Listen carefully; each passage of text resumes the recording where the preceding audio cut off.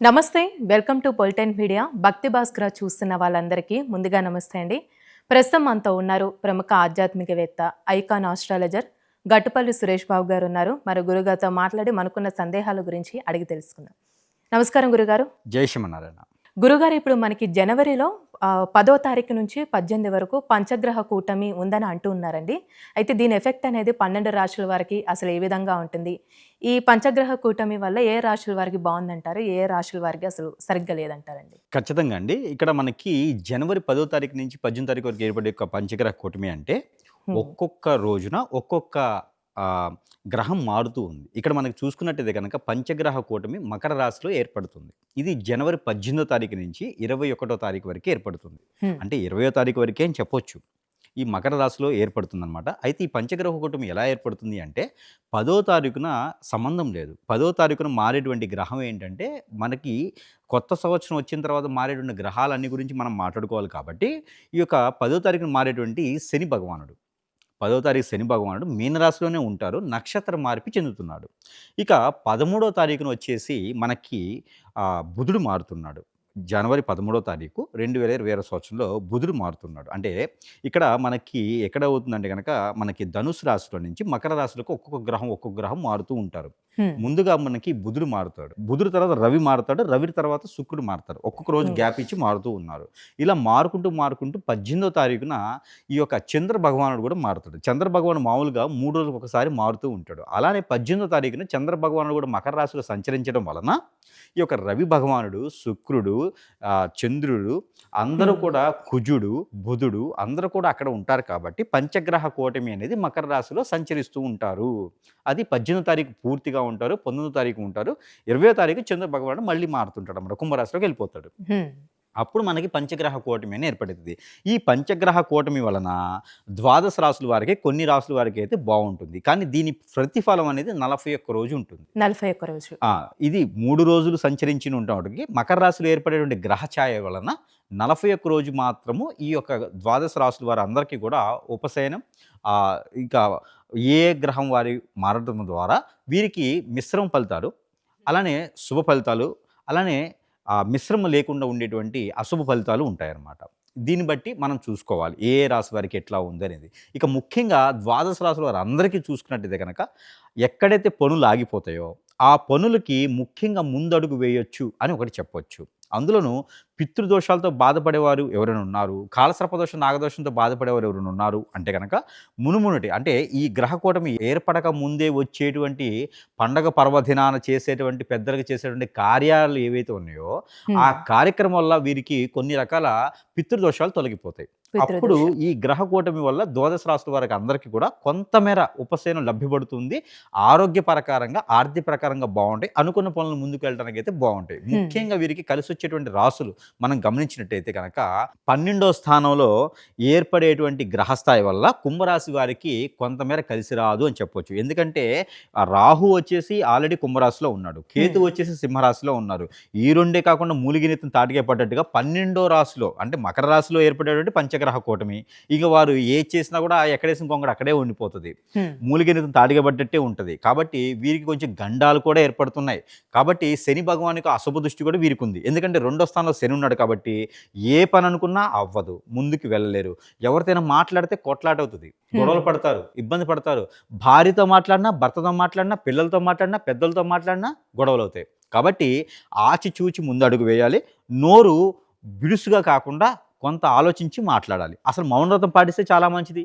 అంత ప్రమాదకరం ఉంటుంది. హ్మ్. ఇకపోతే ఆరోగ్య సమస్యలు. అంటే మనకి సంబంధం లేని విషయాల్లో మనం ఇరుక్కోవటం.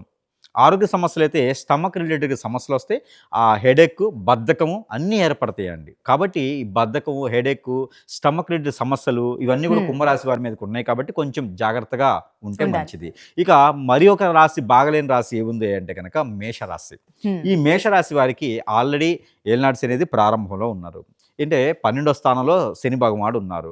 కాబట్టి వీరికి కొంతమేర ఇబ్బంది కలిగించేటువంటిగా కనపడుతుంది కాబట్టి వీరు కూడా కొంత జాగ్రత్తగా ఉంటే మరీ మంచిది. వీరికి ఆర్థికపరమైనటువంటి ఇబ్బందులు, మోసపోయే తత్వం ఏర్పడుతూ ఉంది ఈ గ్రహ కూటమి వల్ల 41 రోజు పాటు.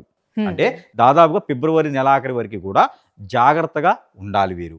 ఎందుకంటే ఎవరో వస్తారు. మనకున్న డబ్బులు ఆస్తులు అన్ని పట్టుకొని ఏదో చేస్తాను, నీకు ఉద్ధరిస్తాను, రేపటి రోజున చాలా వస్తాయి, పెట్టుబడులు పెట్టాలని చెప్పి మనకు తెలియని విషయాల్లో పెట్టుబడి పెట్టించి మోసం చేస్తారు. ఎవరో అమ్మాయి ఎఫ్ఐఆర్‌లోనో, అబ్బాయి ఎఫ్ఐఆర్‌లోనో ఎళ్ళేసి వాళ్ళు రోడ్డు మీద పడేస్తారు. వాళ్ళకున్నటువంటి పరువు, ప్రఖ్యాత, హోదా, డబ్బు, పలుకుబడి అన్నీ పోతాయి. కాబట్టి 41 రోజు దీక్షగా తీసుకోవాలి, జాగ్రత్తగా ఉండాలి. ఇకపోతే ఇక 2 రాసులు తీసుకున్నట్టయితే గనక కర్కాటక రాశి, మరొకటి సింహరాశి. ఈ 2 రాసులకు కూడా కొంతమేర ఆర్థికపరమైనటువంటి ఇబ్బందులు, ఆరోగ్యపరమైనటువంటి ఇబ్బందులు కాకుండా మాట మంతలింపు కూడా వచ్చేలా ఉంది. ప్రయాణాల్లో ఆటంకాలు ఉన్నాయి. కాబట్టి ఆచి చూసి ప్రయాణం చేయాలి. గండాలు ఏర్పడతాయి. బ్రేకులు ఫెయిల్ అవ్వటమా, లేకపోతే నిద్ర రావటమా, లేకపోతే ఎవరో ఒకరు మాట్లాడుతున్నారు ఆ ధ్యాసలో పోయి చెట్లు గుద్దటమా చేస్తూ ఉంటారు. కాబట్టి అందరూ పండగ పర్వదినాల్లో ప్రయాణాలు చేస్తూ ఉంటారు. ముఖ్యంగా సింహరాశి, కర్కాటక రాశి, మేషరాశి, అలానే కుంభరాశి వీరు ప్రయాణం చేసేప్పుడు మాత్రం ఖచ్చితంగా జాగ్రత్త వహించుకోవాలి. మరొక రాశి కూడా ఏంటంటే కనుక మీనరాశి. ఈ 5 రాశుల వారు ప్రయాణం చేసేటప్పుడు ఆచితూచి చేయాలి. ఆరోగ్యపరంగా నష్టపోతారు. ప్రికాషన్స్ తీసుకొని ఫుడ్ తినాలి. ఎక్కడ పడితే అక్కడ ఫుడ్ తినడం కానీ చేయకూడదు. వాటర్ కూడా తగ్గకూడదు. ఏదైనా వైరస్లు కూడా వచ్చేలా ఉన్నాయి. ఇమ్యూనిటీ కూడా తక్కువ ఉంటుంది. గ్రహరీత్యా వీరికి పరిస్థితి బాగలేదు. బ్లడ్కి సంబంధించిన రిలేటెడ్ సమస్యలు వస్తాయి. కాబట్టి చాలా జాగ్రత్తగా స్థలచరణ జరిగేటప్పుడు వీరికి ప్రమాద శాస్త్రం జరగవచ్చు. కాబట్టి కొంచెం జాగ్రత్తగా ఉంటే చాలా మంచిది. రేపటి రోజున గురువుగారు చెప్పలేదంటే బాగోదు కదా, అందుకని చెడు అనేది ముందుగా చెప్తా ఉన్నాను. ఇకపోతే కొంతమేర బాగుండే రాశులు అంటే అవి బాగానే ఉంటాయి. అవి ఏంటంటే ఒక మేర మిశ్రమంగా ఉన్నది మీనరాశి. వారికి ఇప్పటివరకు శని భగవాన్ అశుభ దృష్టి ఉంది. కాబట్టి కొంతమందికి అయితే 22-23 సంవత్సరాలు దాటిన వారి మీనరాశి వారు ఉన్నారు అంటే కనుక వారికి ఈ యొక్క నక్షత్ర మార్పు చెందేటువంటి శని భగవానికి అశుభ దృష్టి నుంచి శుభ దృష్టికి మలుచుకుంటున్నారు. కాబట్టి ఈ గ్రహ మండలి అంతా కూడా వారికి కొంచెం ఇబ్బంది కలగకుండా పెద్దలు ఇంట్లో అయితే ఎవరైతే ఉన్నారో వారి కార్యక్రమాలు, పండగ పర్వదినాలు చేసుకున్నట్టయితే కనుక వారి పితృదోషాలు కొంత దొరికేసి ఆర్థికపరంగా, ఆరోగ్యపరంగా కొంతమేర వారు ఉపశమనం పొందేసి బాగుంటారు. తల్లి మాట తండ్రికి, తండ్రి మాట పిల్లలు వింటాం కానీ, పిల్లల గురించి పెద్దలు వింటాం కానీ, డబ్బు ప్రకారంగా కానీ కొంచెం పర్లేదు అనుకోవచ్చు. ఇకపోతే వృషభ రాశి. వృషభ రాశి వారికి నరదిష్టి, నరఘోష కొంచెం ఎక్కువగానే కనపడుతుంది. కాబట్టి వారు కొంచెం తీసుకోవాల్సిన ప్రికాషన్ తీసుకోవాలి. ఎవరినైతే వీళ్ళు నమ్మి వ్యాపారంలో పార్ట్నర్షిప్ ఇస్తారో వారి నుంచి మోసపోయే తత్వం ఉంది. కాబట్టి ఎక్కువగా మాట్లాడకుండా వీరికి సంబంధించిన పర్సనల్ విషయాలకి బయటికి వెళ్లకుండా ఉంటే కనుక ప్రికాషన్స్ తీసుకోవాలి. ఎక్కువగా ఎవరితో మన పర్సనల్ విషయాలు డిస్కషన్ చేయకూడదు. కుటుంబ విషయాలు అసలు చేయకూడదు. వృషభ రాశి వారు కొంచెం జాగ్రత్తగా ఊహించుకోవాలి. ఎందుకంటే మన పక్కన ఉన్న వారు మన విషయాలని మనకి ఏదైతే లోతుపాతులు ఉన్నాయో ఖచ్చితంగా మన మీద బండలేసేలా ఉన్నారు. ఇకపోతే కొంతమేర కలిసి వచ్చే రాశులు అంటే కనుక తదిమ రాశులు ఏవైతే ఉన్నాయో మిథున రాశి బాగానే ఉంటుంది. అలానే కన్యా రాశి, తులారాశి, వృశ్చిక రాశి వారికి కూడా చాలా బాగుంటుంది. అలానే ధనుసు రాశి వారికి అయితే కొంతమేర ఉపశమనం అని చెప్పొచ్చు. పెళ్ళైన వారికి భార్యాభర్తల మధ్యన వెడబాటు ఉన్నవారు, కోర్టు వరకు వెళ్ళినటువంటి సమస్యలు ఉన్నవారు, ఎక్కడైనా డబ్బులు ఇచ్చి వారి నుంచి ఆశించేవారు, వ్యాపారంలో నష్టపోయిన వారు, వాళ్ళందరికీ కూడా కొంతమేర బాగానే ఉంటుంది. మళ్ళీ వనరులు కూడా లభ్యపడతాయి. పెళ్లి చూపులకు వెళ్ళాలనుకున్న వారు, పెళ్లి చేసుకున్న వారు అయితే ఫిబ్రవరి 19 తర్వాత అయితే లగ్నాలు కుదురుతాయి. కాబట్టి ఆ విధంగా వేరే రాశులు అందరూ కూడా బాగానే ఉంటుంది. ఇక ఓవరాల్గా మనం చూసుకున్నట్టయితే కనుక అన్ని ద్వాదశ రాశుల వారు కూడా ఏదైనా ఒక పరిహారం చేసుకోవాలి ఖచ్చితంగాను. అంటే పరిహారం అంటే ఏ విధంగా, అంటే ఎన్ని రోజులు చేసుకోవాలంటే? ఆ పరిహారం వీరు ప్రతిరోజు చేసుకున్నా మంచిదే. పరిహారం దేవుని చేసేదే కాబట్టి, ఎవరికైనా దానం ఇచ్చేదే కాబట్టి పరిహారాలు అనేది వీరి అవకాశాన్ని బట్టి చేసుకుంటే చాలా మంచిది. 18వ తారీఖు ముందే వీరు చేసుకుంటే ఇంకా మంచిది. పండగ పర్వదినాల్లో కనుక పెద్దలకు చేసేటువంటి కర్మలు చేసుకుంటే చాలా మంచిది.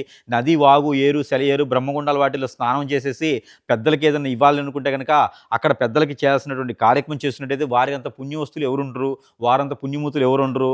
దాని తర్వాత వారి గ్రహ కూటమి ఉన్నప్పటికీ కూడా ఆ పెద్దల యొక్క దీవెనతో అలా కొనసాగుతూ వెళ్ళిపోతుంటారు. కాబట్టి వారికి మంచి జరుగుతుంది ద్వాదశ రాశుల వారికి. మరోటి ఎక్కడైనా నాగపడిగలు కానీ, మానసమ్మ వారు కానీ, సుబ్రహ్మణ్య స్వామి కానీ, లేదా కుమారస్వామి కానీ, దత్తాత్రేయ స్వామి వారు కానీ, సాయిబాబా వారికి కానీ, లేదంటే లక్ష్మీ నరసింహ స్వామి వారికి కానీ అర్చన, అభిషేకం, కళ్యాణం, యజ్ఞ, యాగ, హోమ, జప, తప, దానం ఏదైనా సరే వస్త్రదానం చేసినా కూడా వీరికి మంచి సానుకూలమైనటువంటి వాతావరణం లభ్యపడుతోంది. ప్రతి ఒక్కరు కూడా ఒక గుప్పెడు సజ్జలు తీసుకొని పావురాలు గేయడం వల్ల మంచి జరుగుతోంది. పటికతో దిష్టి తీసుకొని పారేయడం వల్ల మంచి జరుగుతోంది. గ్రీన్ కలర్ నిమ్మకాయ దిష్టి తీసుకొని కాలి కింద తొక్కితే కూడా మంచి జరుగుతూ ఉంది. ఇలాగా ఎవరికి వారు కర్పూరం బిళ్ళలు తీసుకొని దిష్టి తీసుకొని ఎదురుగా వేసుకొని కలిసినా కూడా మంచి జరుగుతూ ఉండేది. వీటన్నిటికన్నా కూడా ఏదైనా పేదవారికి నలుగురికి భోజనం పెడితే కూడా ఇంకా మంచి జరుగుతూ ఉండేది. అన్నదానం చాలా గొప్ప దానం అనమాట. నవగ్రహాలు కూడా శాంతిస్తాయి. చివరిగా వీరికి ద్వాదశ రాశిలో చేసుకోవాల్సిన పరిహారం, ఈ గ్రహ కూటమి వల్ల చేసుకోవాల్సిన పరిహారం ఏమిటంటే కనుక నవధాన్యాలు ఉంటాయి. ఈ నవధాన్యాలు తీసుకొని వెళ్ళి నవధాన్యాలతో పాటు నల్ల నువ్వులు, నల్ల మినుగుడు కలుపుకోవాలి.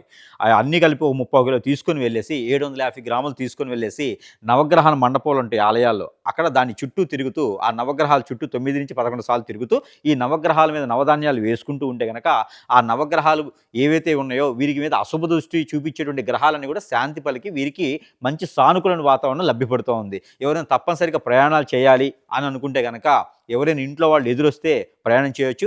ఇంట్లో వాటర్ తాగి ప్రయాణం చేయొచ్చు. ఎవరైనా తుమ్మితేనో మూఢనమ్మకాలు అంటారు. మూఢనమ్మకాలు కాదు. ఎవరైనా తుమ్మితేనో, పిల్లి ఎదురొస్తేనో అలాంటి వాటికి ప్రయాణం చేయకండి. ఎందుకంటే ఆల్రెడీ వీరు సమస్యలో ఉన్నారు కాబట్టి మళ్ళీ ప్రయాణాలు అలాంటివి చేయకూడదు. అంత ప్రికాషన్స్ తీసుకోవాలి. కండిషన్లు అన్నీ ఉంటేనే అప్పుడు ప్రయాణం చేసుకుంటే చాలా మంచిది. మరొకటి ద్వాదశ రాశి వారందరూ కూడా వస్త్రం యెల్లో కలర్ ధరిస్తే ఈ గ్రహకూటమి నుంచి బయటపడతారు.